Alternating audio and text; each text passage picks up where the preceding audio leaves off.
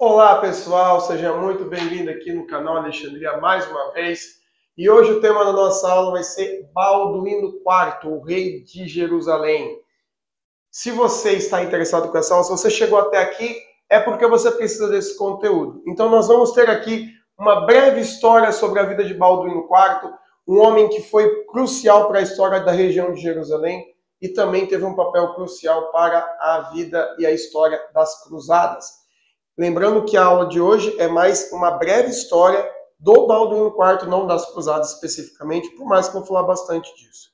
Antes de mais nada, já se inscreva nesse canal, curte esse vídeo e ative o sininho para receber todas as aulas que o professor lançar durante este canal, aqui, durante todo o tempo que nós estivermos gravando aula, beleza? Qualquer dúvida também vão colocando no nosso comentário. Então vamos lá, meu povo. Balduíno IV, ele veio no século XII, basicamente ali entre a segunda e a terceira cruzada, tá? Que é o principal evento histórico do seu tempo, né? Balduíno IV ele foi rei de Jerusalém. Na época, Jerusalém era uma cidade meio que independente, que estava em guerra com os islâmicos há bastante tempo. Não foi somente das cruzadas.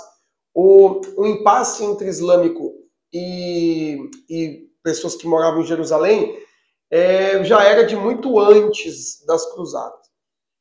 Então, por questões de religião mesmo, né? O básico é essa. O problema maior ali era a questão religiosa mesmo. Tá? Mas vamos voltar ao nosso assunto de aula. Balduíno IV uma das personagens históricas que eu mais gosto, né? Sendo bem sincero. Você pode ouvir isso em várias aulas minhas, provavelmente, porque eu gosto disso. Mas Balduíno IV é uma pessoa que me chama muita atenção. Por isso que eu estou dando esta aula para vocês, por conta de pessoas que, enfim, né, falta de conhecimento. Nasceu em 1161. Ele foi filho de Amauri, ou Amari, né, é a Mary, enfim, né, cada lugar fala de uma maneira, juntamente com a sua mãe, Inês de Cortenay, enfim. Balduíno IV ele era sobrinho de Balduíno III, então não era filho. Mas por que ele recebeu o nome de quarto? Porque ele foi batizado por este, seu tio, que era o rei de Jerusalém.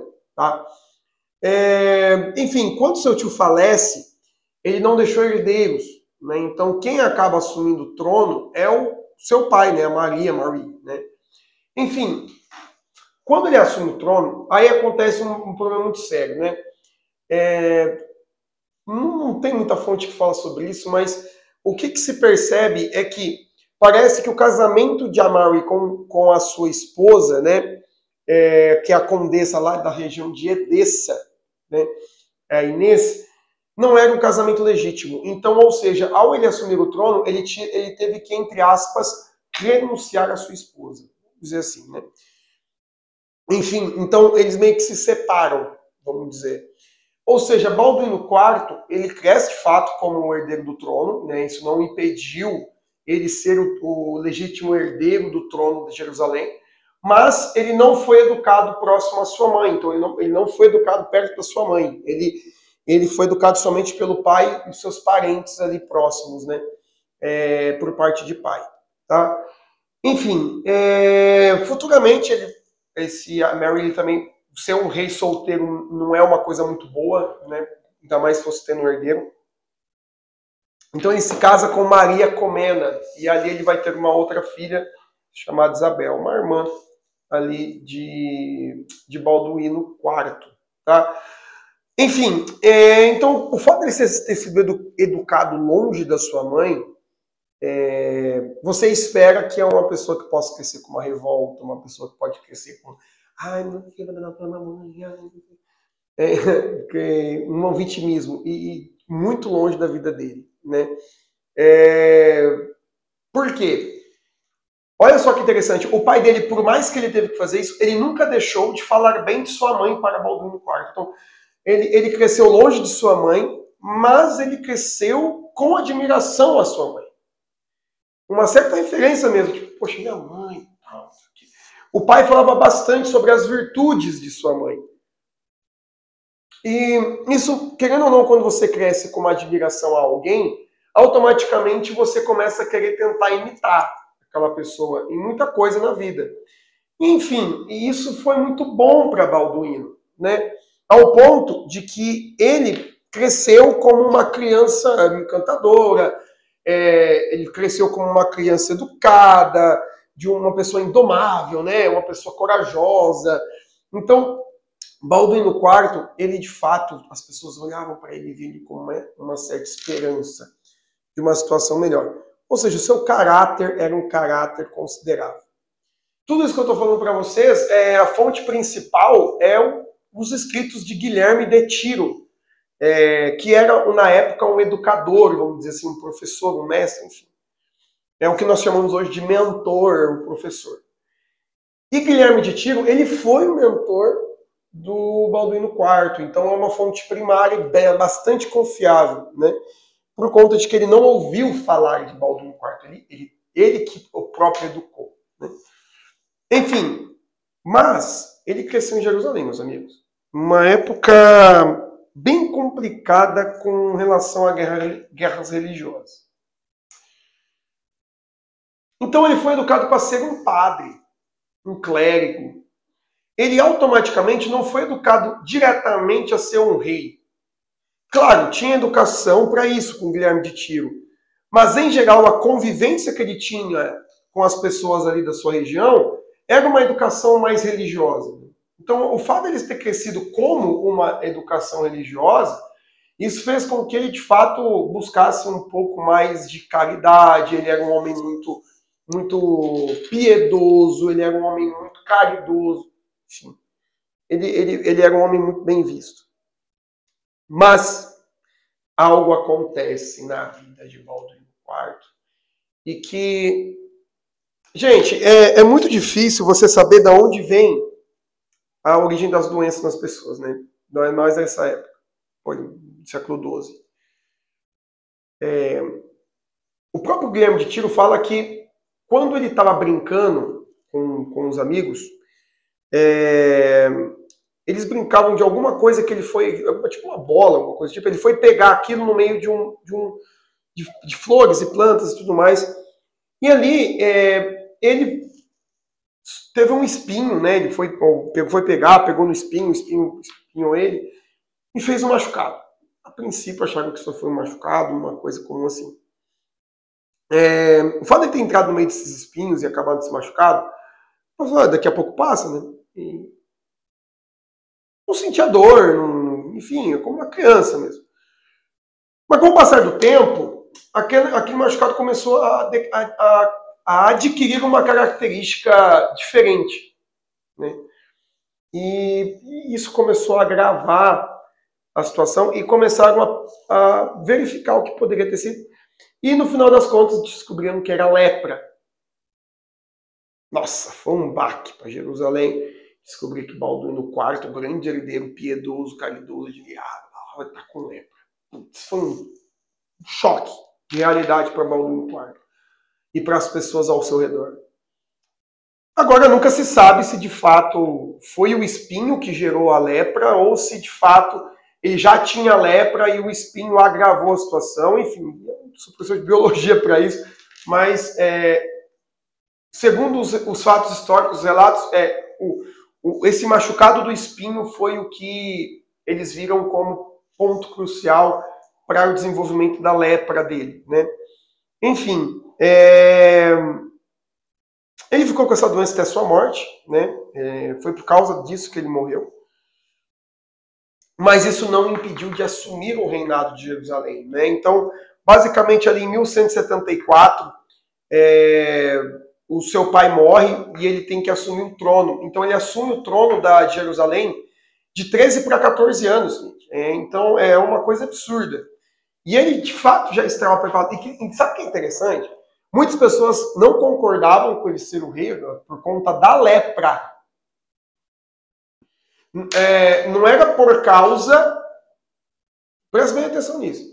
Não foi por causa da idade. As pessoas não concordavam com ele assumir por causa da lepra, porque sabiam que logo ele poderia morrer. Então, como que a gente vai deixar um rei entrar no poder que possivelmente ele vai morrer daqui a pouco, né? Então, para eles é assim, vamos evitar fadiga e já vamos passar esse trono para outras pessoas, né?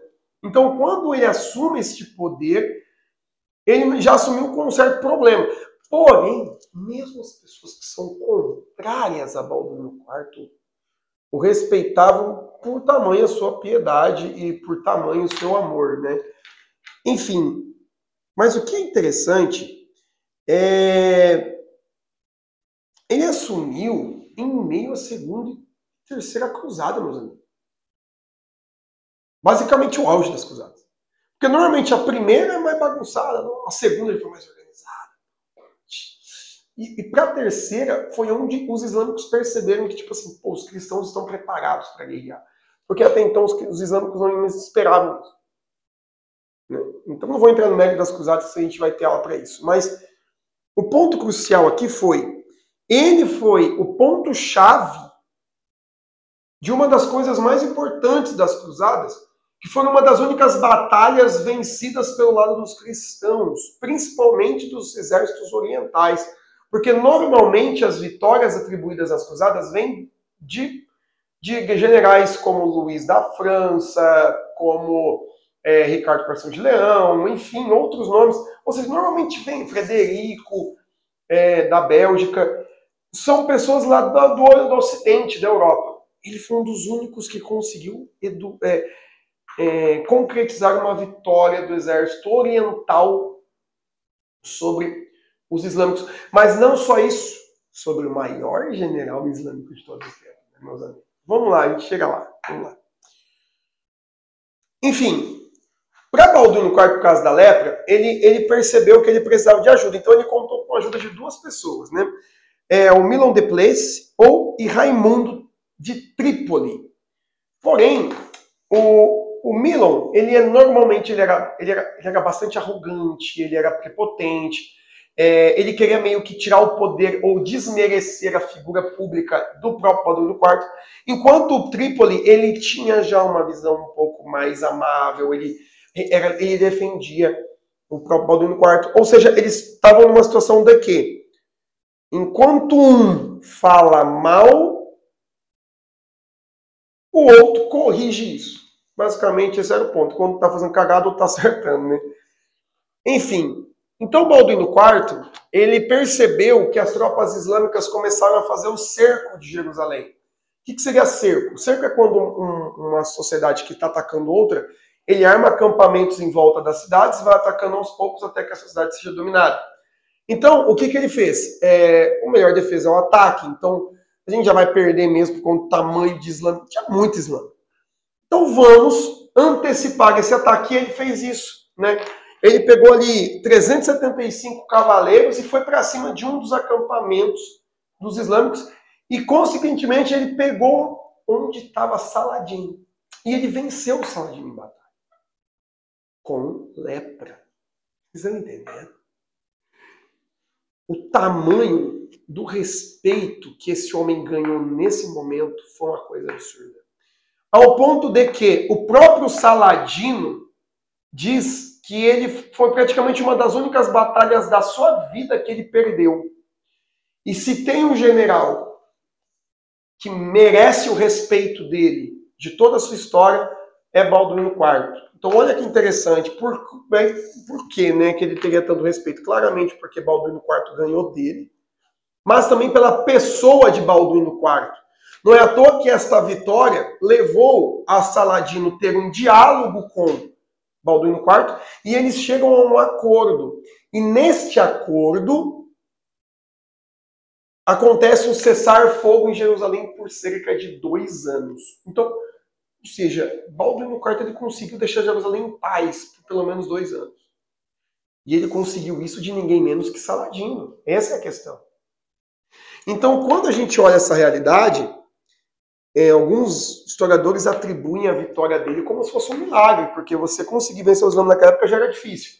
Ainda mais com menos soldados, mas é claro que tem toda uma questão de estratégia de guerra ali, de que ele atacou desprevenido e tudo mais, né? Então, é um grande homem, um grande líder. E, enfim, depois dessa batalha, ele acaba sendo venerado, as pessoas começam a respeitar. Aquela divisão entre Milon e Trípoli começou a diminuir. a figura de Balduíno IV ficou muito venerada. E depois dessa batalha, ele vai até o Santo Sepulcro e ele reza lá, né? E ele sabia do seu futuro já, né, praticamente. Porque ele não ia ter muito tempo de vida. E realmente não teve. Né? De certo modo, 1 ano, 2 anos depois, essa doença se agrava ao ponto dele perder as suas extremidades e até mesmo se tornar cego. Então ele perdeu seus braços, e os seus mãos e os seus pés. E ele ficou cego. Isso fez com que ele... Claro, gente, ninguém vai ficar feliz em perder os membros do corpo, né?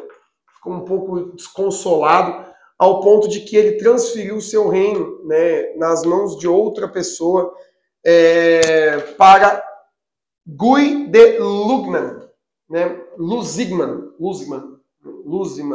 basicamente. Porque, mesmo em vida, ele já passou o seu reinado, o trono para ele, porque ele sabia que não dava mais para contar com ele, né? Contra toda essa doença. Enfim, né, basicamente, quem era esse cara? Por que esse cara? Porque ele era casado com a sua irmã, meia-irmã Isabel, né? Então, a irmã, que não era filha de sua mãe Inês, né, mas sim da sua madrasta, Maria Comnena. Então, a relação dele com essa madrasta e essa irmã era muito boa, até porque ela já se casou com o pai dele, né, o Amari, sabendo dessa importância que a Inês teve, que é a mãe de Balduíno IV. Né? Então ele acaba deixando o trono para ele e, enfim, não demorou muito tempo, ele falece em 1185, apenas com 24 anos, né? É por conta de ter agravado a situação da lepra dele, né? De certo modo, ele foi tão venerado pelos cristãos ali de Jerusalém que ele acabou sendo enterrado no próprio Santo Sepulcro, até hoje está lá o seu corpo. Então, por conta desse fato de ele ter ganhado essa vitória contra Saladino e ter ido rezar no Santo Sepulcro, né? E o seu reinado e a sua vida é marcada, de fato, como um homem muito virtuoso, um homem muito bom e um bom líder, né? Até muitos orientais falam que ele é um homem digno de santidade, por aí vai, né? Então, o santo, enfim, essas coisas mais relacionadas à Igreja Católica, né, ocidental e oriental. Então, Balduíno IV então, se tornou essa figura tão importante da história das Cruzadas e principalmente da história de Jerusalém, mas também de grandes líderes da história. E aí, meu povo, gostou da aula? Comente aqui sobre o que você achou dessa aula, as dúvidas que você teve, algum comentário que você já ouviu falar de Balduíno IV, enfim, ou mande e-mail no suporte, caso você encontrar em contato. E se inscreva no meu canal, ative o sininho para receber as minhas aulas que vão ser postadas posteriormente e que você continue assistindo as minhas aulas. E eu espero te ver na minha próxima aula. Bem, até a próxima!